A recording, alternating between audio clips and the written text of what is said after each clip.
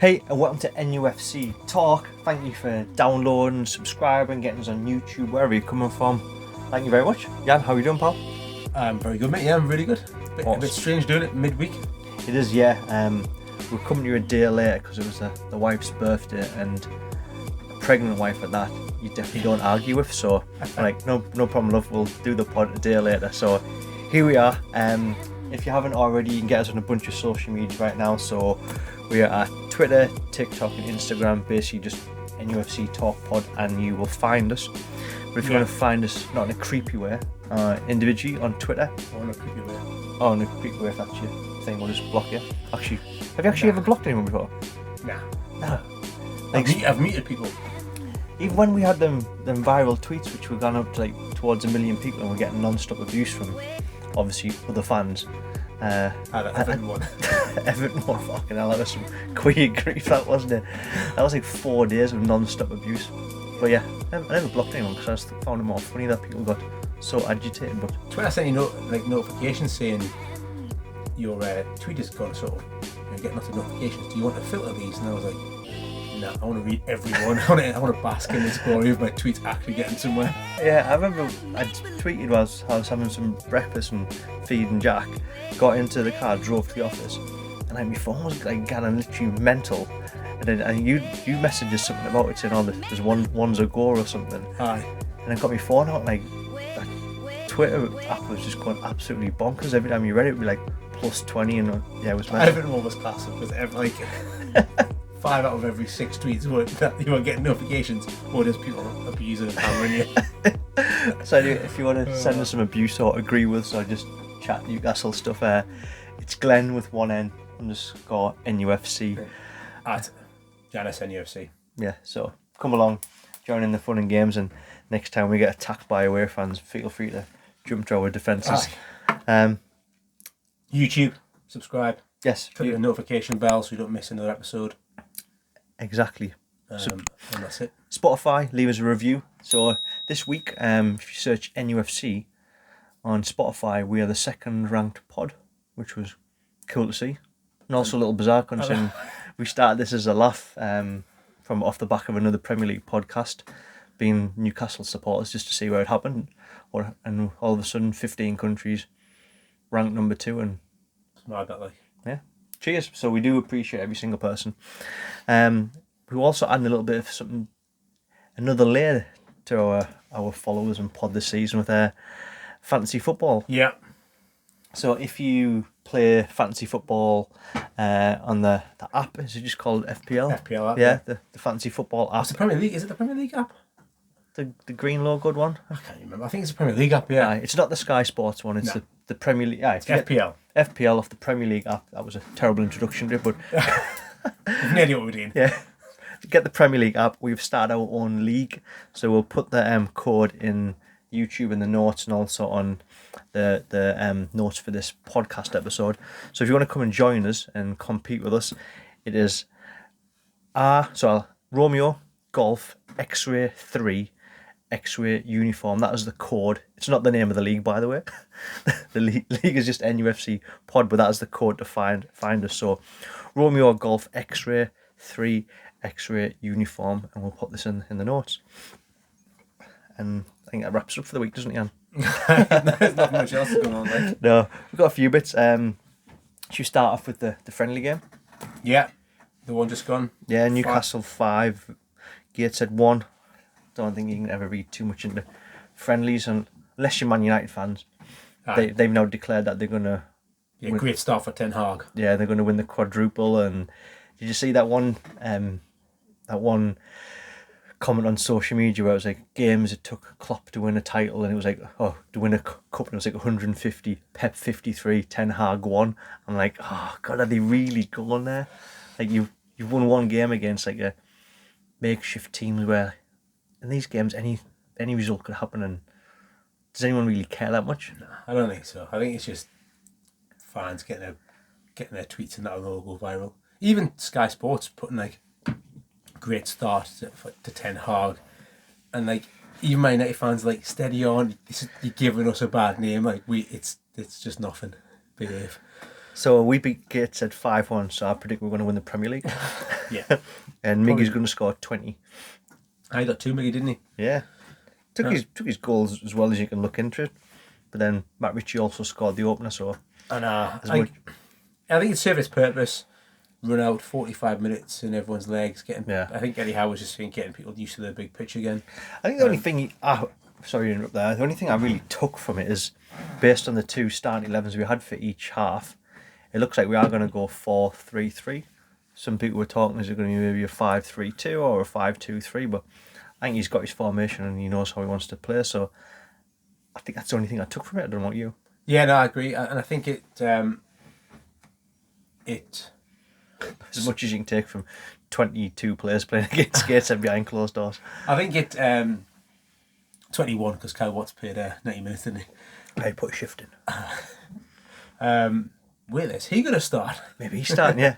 I think the 4 at the back makes sense because Trippier's the only one that you know can comfortably do it. I know Dan Burn has obviously played as a back 3 sometimes at Brighton, but he's been comfortable in a back 4. The connection between him and Target is good. Obviously, Botman's come from a back 4 as well, so it would make sense. I don't think to play the 3 at the back because it would be shifting a lot of stuff around where.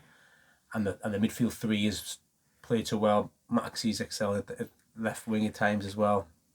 It would be a lot of shift round, I think, to change formation. So I'd be surprised if we went 5 at the back. You'd be surprised if there wouldn't be 5 if they went to 5 at the back, I'd be really surprised. Okay. 4-3-3 makes sense. But what a lot of things got comments on was Maxie passing the ball twice and set up 2 goals.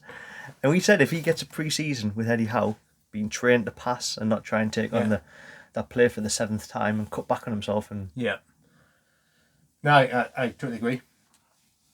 I've said it before. I'm a huge fan of Maxie. He's got all the attributes to be levels above what he is at the minute. Yeah, he just needs he needs coaching. You hear like Pep Guardiola like hammering players in positions, hammering players into playing in formation so they get the best out of each player and the formation. Yeah. Not seen Eddie Howe's anywhere near that level, but if Eddie Howe can sort of drill Maxie into getting something like what his potential can be, you've got an absolute star, man. He can dribble the ball. He's got fantastic pace. He's a decent finisher.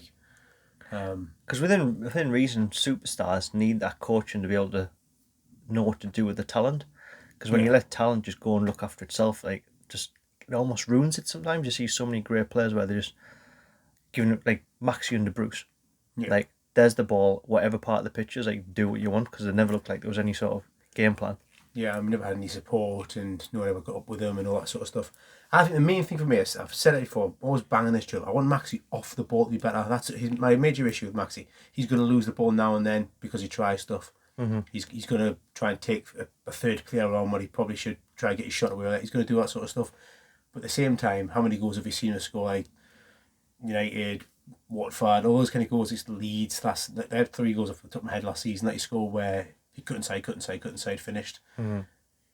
So when it doesn't come off, everyone complains. When it does come off, they're like, what am I actually getting? So that you can't have both ways. £50 million player. Exactly, so you can't have it both ways. The one thing for me is, I just get him to sit down and watch players like Mahrez to a certain extent, but 100% Son. Son's not that quick. Son is not like lightning quick. He's quick. He's a strong runner. Son. Oh, I'd still say he's quicker than the average winger. I think he's quick, but he's not like I don't think he's like sort of Sterling quick or Maxi or Maxi quick either. I don't think he's a quick sim, but Maxi loves I'd love him to run in behind. Mm-hmm. Just take a little leaf out of that book and when it gets into Bruno's feet or when it gets into somebody can see a pass, hit the space, sometimes get on your bike. It also gives defenders another worry because they'd have to drop off against you because they're fighting at your pace. One thing they say about Maxi is that he's hard to defend against because he's got magic feet, but where he would be easy to defend against is the fact he never runs in behind. If you give him that threat as well, there's so many times you think we're on the break here, get that space, Maxi. Yeah. Dust the fullback. And he's dropping down. And he's like dropping in because he wants to go around the fullback. Mm-hmm. Like, hey Maxi, if you already run past him, you ain't got to go round him, pal. You're on goal, mate. So anyway, yeah. So yeah, nice to see Maxi pass, and it was probably served its purpose. And Pre-season's all about fitness, really, isn't it? As long as you get through it, get up to match fitness, no injuries, the results. No one really cares too much about results, I don't think. well, it's not all about fitness, Glenn. Sometimes it's about go-karting. Go-karting. I have you watch it. It's sort of I saw 7-8 minutes. I watched the video and I saw the title. But go on, fill us in, mate. Who won? No. So Chris Wood finished third. Lewis finished second, and wee man Ryan Fraser won. But he would, wouldn't he? Half the way to anybody else. His car's going to go way faster. I mean, Chris Wood being like 6 foot odd and probably a fair bit of weight is that's a good bit of driving, that. Solid effort. But I'd say every time I see one of these kind of videos or photos, Jason Tyndall is having more fun than anyone else. He's always just like, you see his big, like pearly whites. Pearly white against his proper tanned, he's like overly tanned face. Yeah. He's always absolutely loving it. He's always thick in the middle of the banter, like. But no, it's good. You would never have seen it, would we? He looks like, if you go like on the stag do or the lads' holiday, he's front and centre of every photo, getting the shots in. He's the one that's like chatting the barmaid. He's the one that's like getting, oh lads, I've got a seat over here, or I've got this deal over here. Like, yeah, absolutely. That's him. Ream. I think is the term. He's reaming. But no, it's good. It's good to see. It's nice to see them getting a bit of like. I guess it would do this on these sort of things, but getting some team spirit and all that sort of stuff and bonding and all that. Like, it's night and day compared to. Do you see that picture which went viral as well of this season where they were getting off the bus in Austria and it's like all the beautiful like scenery and it's glorious sunshine and like they were out on the bikes, and last year they went to York on a minibus and played them in a friendly. It's like that. I think the picture was like Darlow getting off the bus and it's like Graham Isabel. I know Rafka's driving it. you can't control the weather, but they've literally a 16-seater minibus. I think the ones which you used to like go on away days ourselves, or if you know, when you go to, like when you were a kid, or not a kid, when you were young, you arranged for you and your pals to go for a beer in a different town, and everyone would like club in to get a minibus. It literally just looked like one of them, like blue guy's late because you got to do an airport run. Yeah. You literally got blue line cab down to. That's what I mean. It is good, that. So I think they'll probably get plenty out of it because they've got some decent fixtures coming up, aren't they? Yeah. So friendly wise, they've got 2 over in Austria, where they're actually going to be streamed on YouTube. Aye, in the UK and Saudi Arabia. Yeah, smart. It balls out now, aren't they? Saudi Arabia. They couldn't give a fuck now. Yeah, it's like, look, we've already pissed off everybody. We've changed your shirt colours. Aye, look at that third strip. We couldn't give a fuck now. Yeah. What else can we do to offend people? Okay, it's only available here and here. It's part of the brand, isn't it, I guess, but... So yeah, 1860 Munich on Friday, 1:30 kick-off. And then is it... Mans, is that how it's pronounced? Mans. 3 p.m. on the 18th.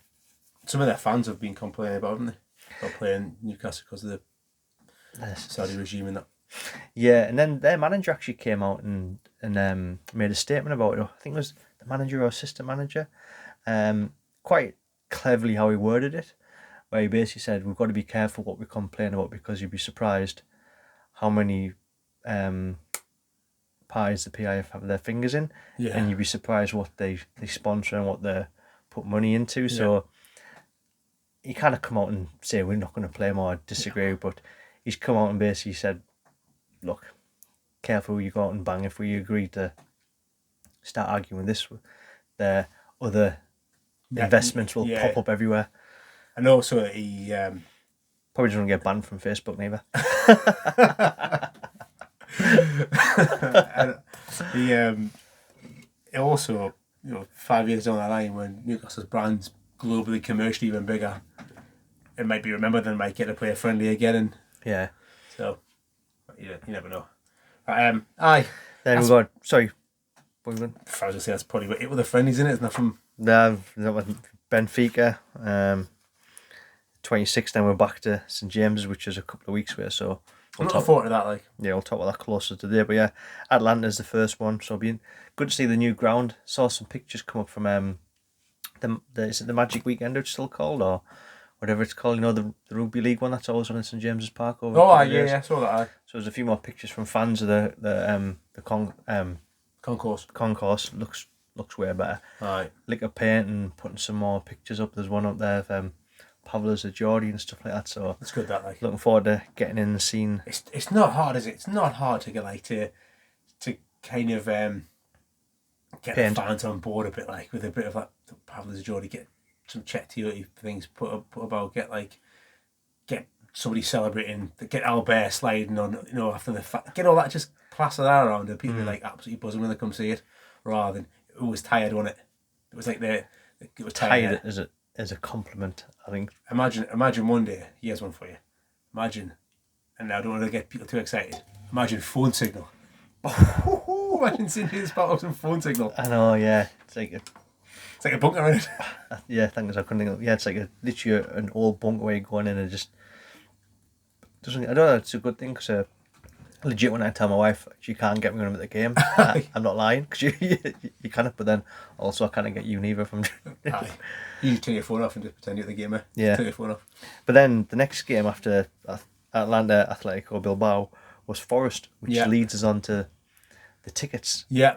So there was another scramble for tickets. That was 2 days ago, 10 a.m.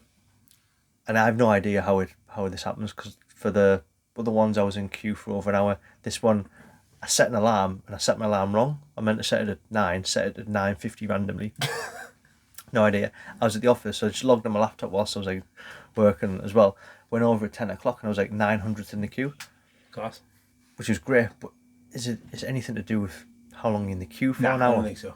Pure random, so I think it's pure random, like. so yeah, after the sat in the gala getting for that one, which should be awesome. First game of the season back.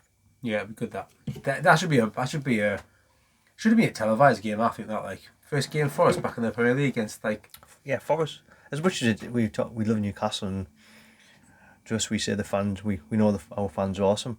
Forest's a huge club, and for them to be first time back for 20 years, it's massive. Yeah, I thought it'd be. When I saw that fixture, I was like, banker for move to Friday night, first game of the season. Any Friday night, the Saturday, 12 o'clock kick-off, like 5:31, any time on a Sunday, like that's one of the fixtures of the weekend. But hey, is what it is. And then, mate,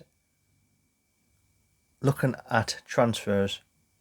Oh, the old rumour mill. The old rumour mill. Let me just get this going again. That mill we never said we'd never go to. Yeah, we're having to dip in there a few times, aren't we? Aye. Yeah, we never said we'd come to the rumour mill, but looks like we're regulars there now. It's been light on the old. It's been light on the news front of it though. Yeah, so there's been a few tweets from decent reporters who I won't say who because I don't want anyone to judge us on who we think's decent or not. But there's several mentioned about Alexander Isak. Yeah. And they're talking it's going to take a record bid to get hold of him. 50 million people's talking about. So I've got some stats from who he is because I know some people who follow football will know him. Some people who maybe just follow the Premier League might not have come across him before. But he played for AIK originally, 24 games, 10 goals. Then went to Dortmund, played for the seconds, Dortmund 2, 12 and 5. Played for Dortmund first team, 5 games, no goals. Then went to Fulham, 16 games, 13 goals. It's decent, isn't it? And then Real Sociedad. This is where he's obviously made his name. He played because all this here, all them games and goals there, that's before he's even turned 19. It's mad that like. So Real Sociedad, 103 games and 32 goals. And in the meantime, he's also played for Sweden 37 times and scored 9.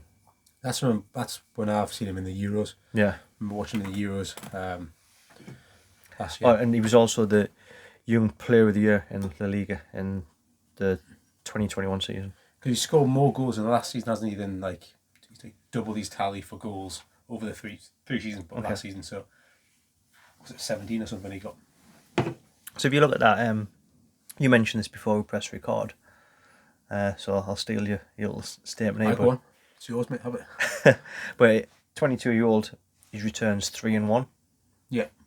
1 and 3. Yes, sorry, Aye. I messed that one up. Nice, but he got a hat-trick every game. So if he's scoring a goal every 3 games at that age, he's only gonna get better. Yeah, you watch him, it's like, it like looks like he's raw, like raw.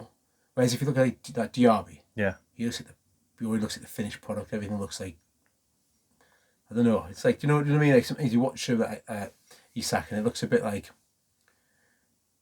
not gangly, but it looks off the cuff, and obviously football is off the cuff. Mm-hmm. But at the same time, he's got end product. He can finish, knows what the net is, can see a pass. He looks like a super talent, like. Oh yeah.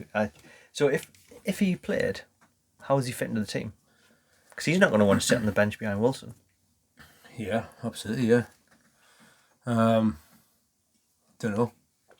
You got to make some decisions whether you have whether you play him or Wilson. I mean, guarantee Wilson's going to be crocked at some point during the season, so you'll get a chance, son. You're guaranteed at least 15 games. So I don't know. I think it's a lot of money, because 50 million is a lot of money. I think for when. Well, I think we need somebody who can be relied on, but unless we're just going to go like big and be like, sorry, Callum, you've been great, but you're now setting a fiddle. You got to earn your shot.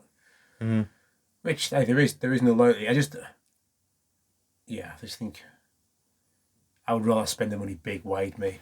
So that's what I was going to ask. So the 3 names which have cropped up, because Isak did come up a little bit in January. Yeah, cropped up again now. Diaby's obviously been there for a while. Paqueta. Mm-hmm. If you go to some of the French social media outlets, they're saying that he's put in a transfer request to Lyon. Yeah, it looks like it. It's not really verified, is it? I don't think by any sort of legit journalist in the mm-hmm. UK.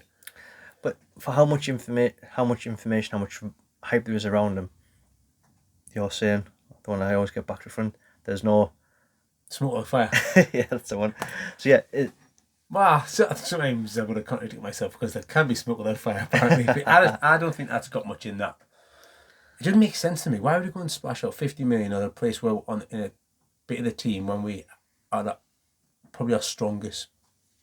Not now, because now you'd say probably sort of centre backs pretty well covered now with bringing the luck we have in January, obviously with Burn and Botman joining, but yeah, centre midfield. We've got 5 centre midfielders, 4 plus where we are. Stuff. Yeah.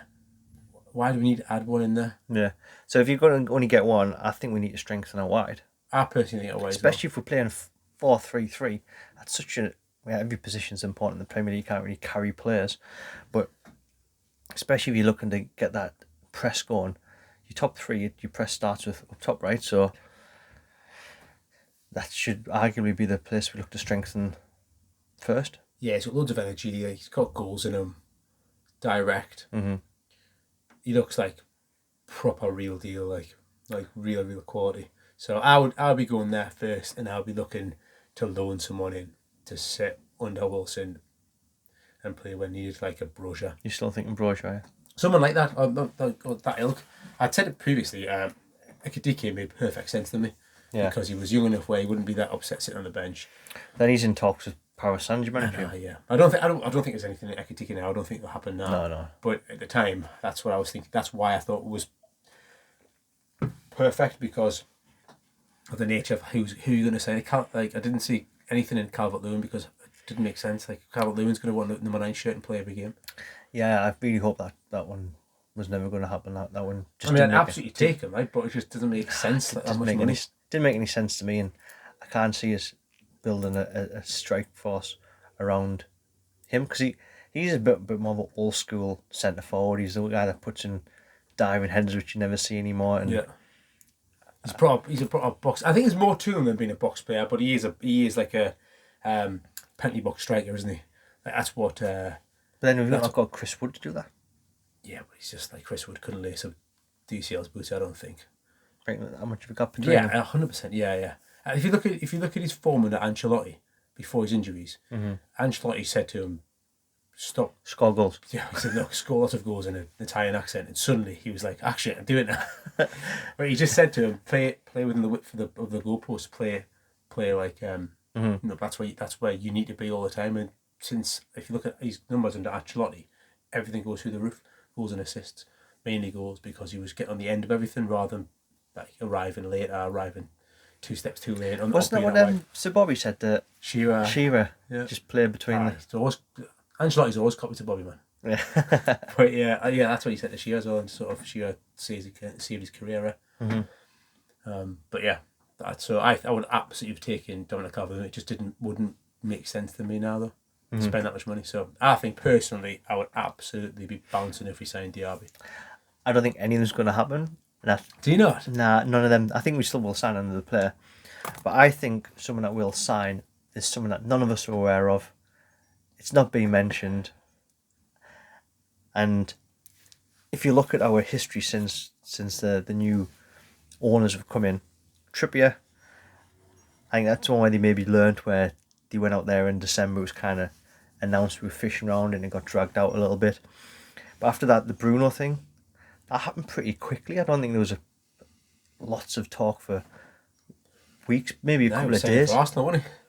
Yeah, there was Gunners getting Bruno tatted on the back and all sorts, wasn't there? But Wood, I think that was a 24, 48 hour thing. That happened very quickly.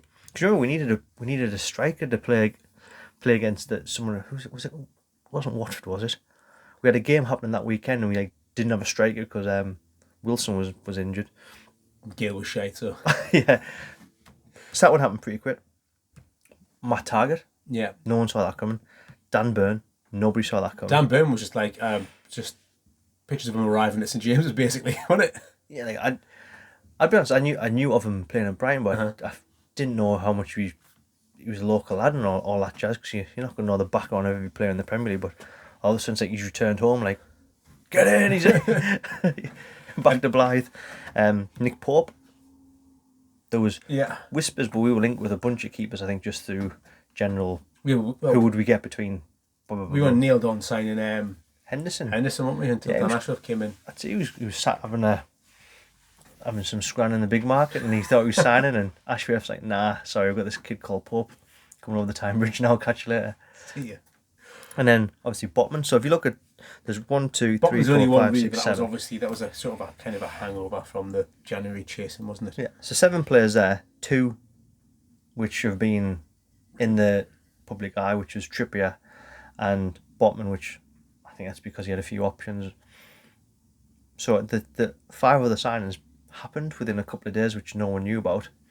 Do you not think that could be the case? Yeah, 100%. Yeah, I wouldn't be surprised at all if somebody, some random, not some well known or whatever, forward or winger just is rumoured, and then the next day arrives on Tyneside for his medical. Yeah, I wouldn't be surprised at all if that was the case. Some random person who's played in Europa League or the Champions League a couple of seasons, has great stats. We look to try and buy young now for long term. Looks like that way, doesn't it? Yeah. We don't know about it, and all of a sudden we go on YouTube and like, fucking hell, this guy's class, how we've not heard of him before, and the Indian accounts will be like, oh yeah, we've been watching him for years. And I think I still think I'd take Jack Harrison though. I see where you're coming from with that, but I don't think he's the answer. No, I don't think if we're not signing in DR because it's too much money in this window, and we need to spend more on a loan fee for like a Broja or something like that, I'd sign Jack Harrison. Like I'd take him. I don't see him the one, and let us know in the comments, like, if Jack Harrison's thing comes back up again, do you think he's the one that's going to be? Is he the one that's going to lift Newcastle to the next level? I personally don't see that. Still improving, I reckon. I think it depends what we've got to do. Depends what we can do on the striker front. Tell you who must be available now. Pulisic. They just signed Sterling. How many wingers do they need? Before, if I was listening to TalkSport when I was driving back, and it came up in conversation there, like who's linked with some Chelsea players, because bringing Sterling in, and they're going to want to make a couple more changes. Who's going to become available? And they mentioned Newcastle and Pulisic, and I'd never heard of that until driving back this afternoon. And we never talked about this before until literally now. Yeah. And Pulisic was mentioned. I've never read that anywhere, but Talksport had one of their transfer experts come on, and he said that he'd been, I don't know if he'd been offered or feelers have been put out there to see if Newcastle would be interested in Pulisic.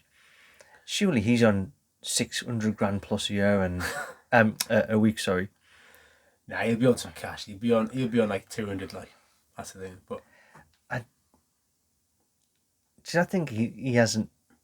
He hasn't exactly set the Premier League on fire. He's had a few injuries and that, but I just don't think he has had enough run of game time. If you look back at the end of the season before last, when he was fit for a bit and had a run in the game, he was absolutely class. That the COVID season. Aye, he's quality. I mean, those last sort of 10 games, he's brilliant. And then I just don't think he's ever had enough of a look in. Like, so I like him, but I wouldn't be upset if we signed Pulisic. I'd rather sign him than Hudson-Odoi. I don't really Hudson-Odoi that much. I'm trying to think back to the COVID season and watch that much football. I know. I'm trying to think back to... It was never off then and now, was it? I loved it. It was class. I loved it. Just whenever you turn the TV on, match on. Great. I think between the IPL and the IPL and the Premier League, I nearly got divorced. It's so much sport. It wasn't because we weren't, like, when COVID, people were like, oh, either make you or break you. It was just that much sport. It was class. It's quality. But no, I think he's a random one, Pulisic. I think, but that kind of signing would be one that is come out of the woodwork and he'd be bam signed. Mm-hmm. So yeah, but I would rather Diaby. He looks like the absolute one. Like. Cool. Outgoings this week. Yeah, so there was Kieran Clark has gone on loan to Sheffield United, and they see the post they made announcing him. I've seen it. He was like a flag on him. Yeah. I don't know what flag is it. I can almost know like a red Sheffield United one. Or was it? I thought it was an Irish flag. Was it? I don't know. I've no idea. There's still some flag. I've glanced at it. I did see some of the Newcastle being like, "Don't come back." I was like, oh, "Come on, man." I know there's no hard feelings towards him. Like he was a decent player for us for a couple of years. He was solid for us for about 3 seasons. In fact, I always thought he was underplayed for a bit. For a couple of seasons, I thought he never let us down. He scored some big goals, and then had one season where he fell off a cliff. But he was one of the people that was severely bruised. He was one of the people that got absolutely hammered by like. I think a lot of people, you've hit the nail on the head there. He was decent for a couple of seasons, but he's going to be remembered for getting sent off and creating Joe Linton. He was another player though that we should have shifted on after a couple of seasons. Yeah. And a normal club functioning in a normal way would have moved him on because we'd outgrown him and replaced him with somebody younger with more talent, and would have got these 4 or 5 decent seasons out of him, whatever it was, and moved him on. But instead, we didn't. It's cheaper just to have him hanging around, give him another contract, and it's just give him another contract. You can't blame him for that, can you? Give him another $5,000 on it or whatever it was. Yeah. His contract slowly creeps up, so he becomes unsellable for other clubs, which is why we're having to loan out players now because people cannot pay the wage. Hendricks got like 40 grand or something. Hendricks or something daft like that. Yeah. That's fucking crazy money for him. So clubs are not going to pay his wages and pay a transfer fee. So if we off-haul him, try and get his wages covered, it gives us a bit more wiggle room in terms of financial fair play. Yeah. And my father-in-law Mark, he was mentioning, it's like, oh, we've got some players to sell that could actually make up some more money in the kitty, but thinking about it, it's the wages are a problem. Yeah. Dwight Gale, Hendricks, Clark, sounds madness, but you're probably talking about 150 grand in wages on them 3 with the mad contracts they got. It's interesting because the wages wise, it's none of the newly acquired players that will have been, like, for instance, Miggy, Maxi, players like that we've acquired over the last.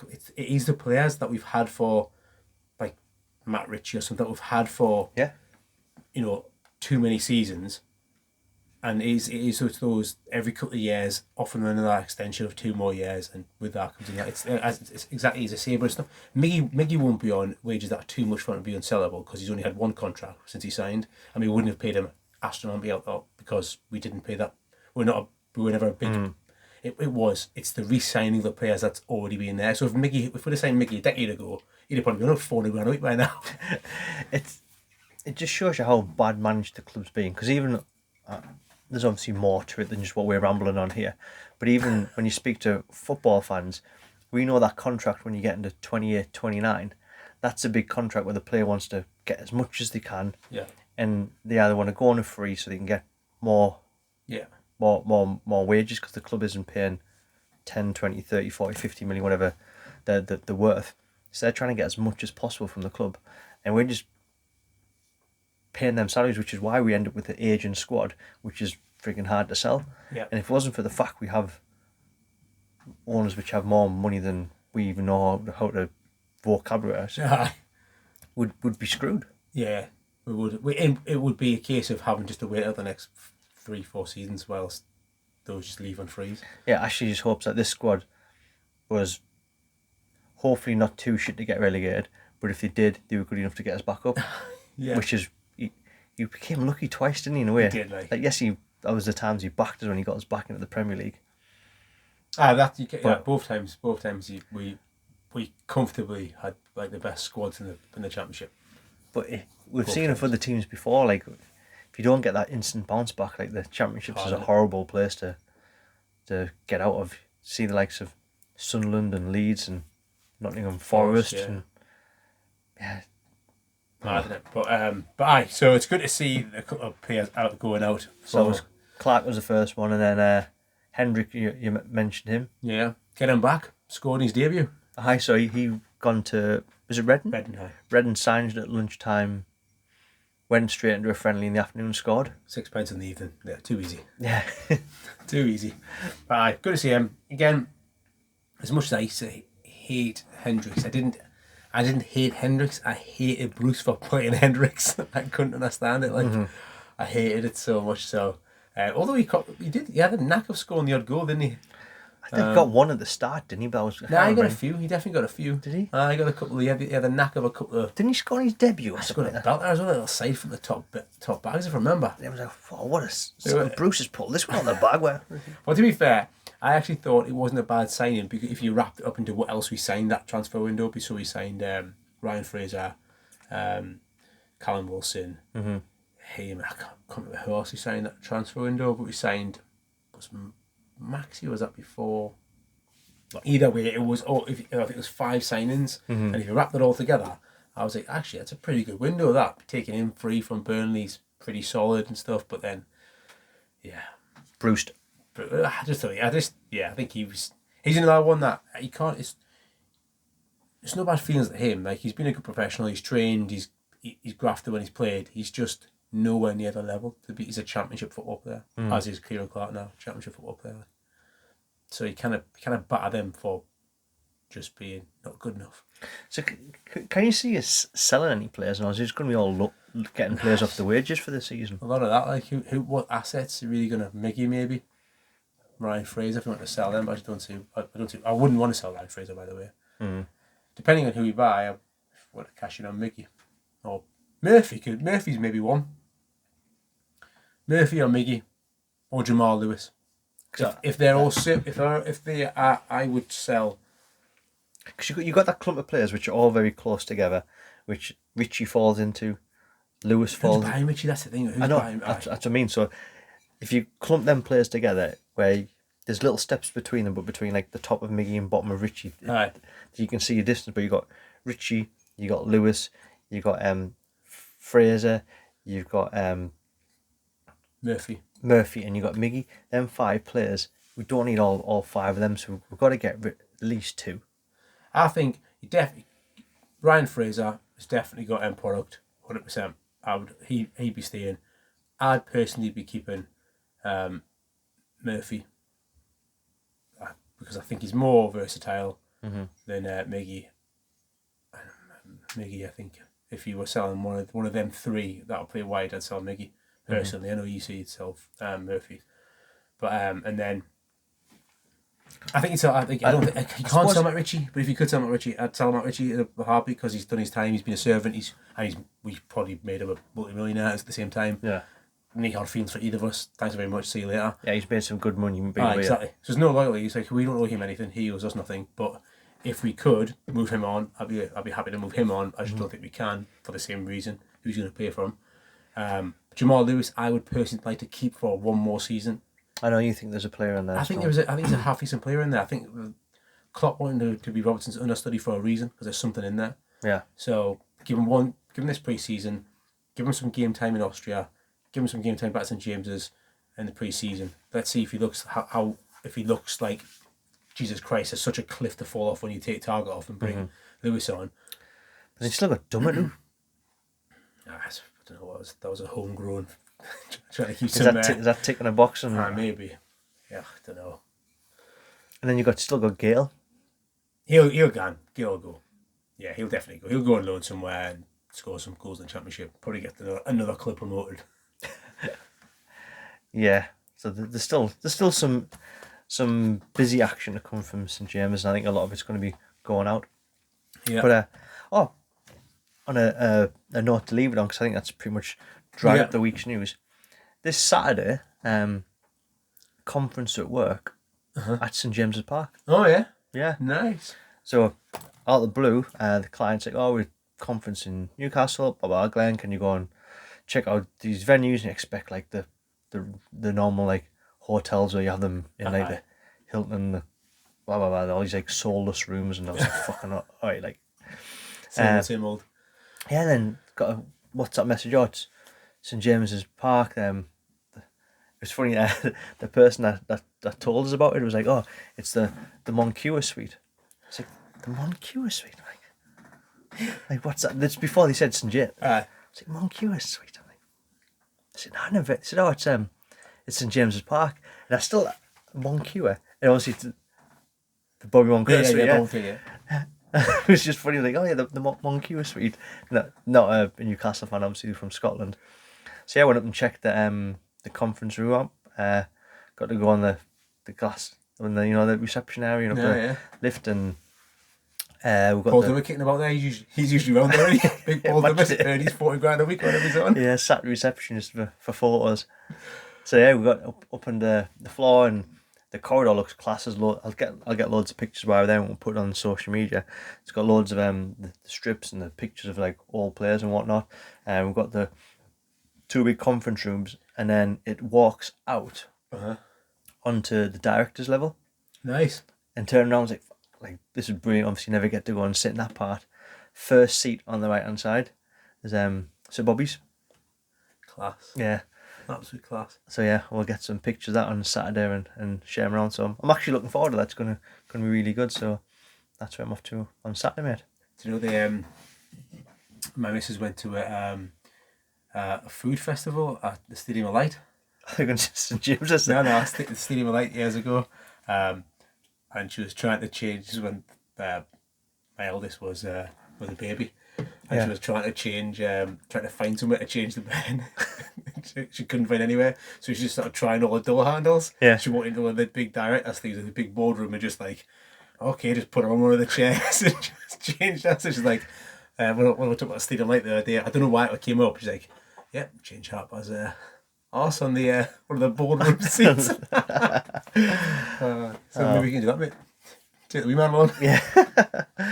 Well, I don't think we can get any higher than that, shall we? No, that's it, mate. So yeah, anyway, if you haven't already, make sure you subscribe and make sure you're leaving us a review on Spotify, 5 stars, Google Pods. Come and get us on NUFC Talk Pod on Twitter, TikTok, Instagram.